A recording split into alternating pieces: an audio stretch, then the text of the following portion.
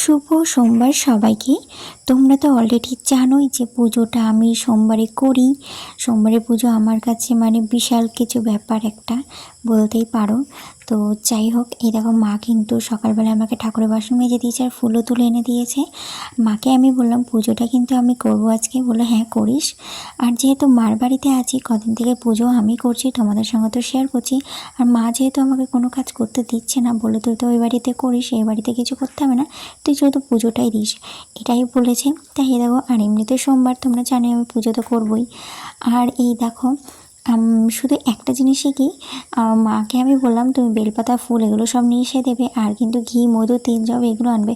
তো ঘি মধু তেল জব আনার জন্য বাজারে যেতে হবে, বলে এখানে দোকানে অল্প অল্প করে জিনিস দেবে না। এই কারণে ঘি মধু তেল জব দিয়ে ভালো করে আমি স্নান করাতে পারিনি, আর কাঁচা দুধও পাইনি। তো তার জন্য আমি গঙ্গা জল দিয়ে ভালো করে স্নান করিয়ে দিলাম। আর এদিকে ফুল দিয়ে যে কটা ফুল পেয়েছে গাছে হয়েছিল সেগুলো মা তুলে নিয়ে এসছে, আর ভালো করে দেখো সাজিয়ে দিলাম। মহাদেব তো মানে গঙ্গা জল আর বেলপাতা পেলেই তো সন্তুষ্ট হয়। তো মহাদেবকে এটা দিয়ে ভালো করে আমি সাজিয়ে দিলাম, যা ছিল তাই দিয়ে।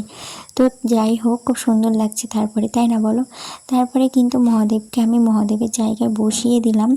আর এদিকে কিন্তু আমি ভোগ দিয়ে দিচ্ছি সব ভগবানকে, ভালো করে সাজিয়ে দিচ্ছি আমি।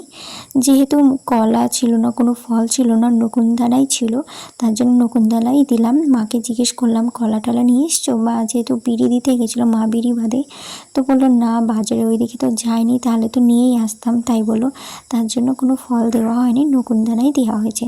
তো এই দেখো ভালো করে কিন্তু আমি ভোগ লাগিয়ে দিলাম। তারপরে এখানে কিন্তু আমি প্রদীপ আর ধূপকাঠি দেখাবো বলে তার জন্য জ্বালিয়ে নিচ্ছি।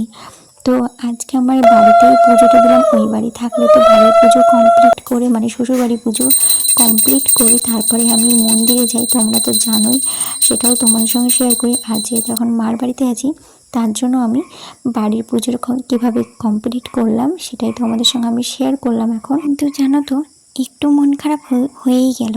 কেন বলো তো? যেহেতু শ্বশুরবাড়িতে থাকতে ধরো বাড়ি পুজো কমপ্লিট করে মন্দিরে যেহেতু গিয়ে পুজোটা দিই, কী যে শান্তি লাগে, কতটা যে ভালো লাগে সেটা তোমাদেরকে বলেও বোঝাতে পারবো না। তো যাই হোক, কটা দিনেরই তো ব্যাপার, একটু থাকার জন্য এসেছি। আর একভাবে তো বাড়িতেও ভালো লাগে না, তাই না? তো আমি তো কোথাও যাই না, তোমাদের সঙ্গে তো শেয়ার করেইছি। তো মাও এর আগে যখন বাড়ি গিয়েছিলো আমাদের তখন বলেছিল যাস না তো, একটু যাস, দুদিন গিয়ে থেকে আসবি, এরকম যখনই যাই তখনই গিয়ে বলে এসেছিলো আমাকে, মানে বলতো, মানে আসা আর হতো না। তো তারপরে আমি অরিতকে হঠাৎ করে বললাম চলো মার বাড়িতে রেখে আসো বা দুদিন দিয়ে থাকি, এটাই বলছিলাম। তো এই যে এখন রেখে গেছে, এখন আছি কদিনকার জন্য, আর কদিন থাকবো। তো যাই হোক, তারপরে কিন্তু আমার পুজো কমপ্লিট হয়ে গেল, দেখলেই তোমরা। তারপরে কিন্তু আমি যেমন জব করি সেরকম কিন্তু আমি জব করে নিলাম। যেমনভাবে পুজো করি আমি সেরকমভাবে মন দিয়ে ভালোভাবে কিন্তু পুজো করেছি আমি। তো জব করা কমপ্লিট হয়ে গেল, তারপরে কিন্তু ভোগ লাগিয়ে কিন্তু আমি বাইরে চলে গেছিলাম। তারপরে বাইরে থেকে আসলাম, এসে এই দেখো হাতে বাড়ি দিয়ে যেমন আমি ভোগ তুলি সেরকমভাবে ভোগগুলো তুলে নিলাম। আর যেহেতু জবা ফুল এগুলো কোনো ফুলই ছিল না, সেই জন্য ভালো করে অতটা সাজানো হয়নি। এই যে এই ফুলগুলো দিয়ে আমি সাজিয়ে দিয়েছি ভগবানকে, দেখছো মা সব গাছ লাগিয়েছি এই ফুলগুলো দিয়েই। পুজো দেওয়া হলো। আর কেমন হয়েছে ভিডিওটা অবশ্যই জানিও।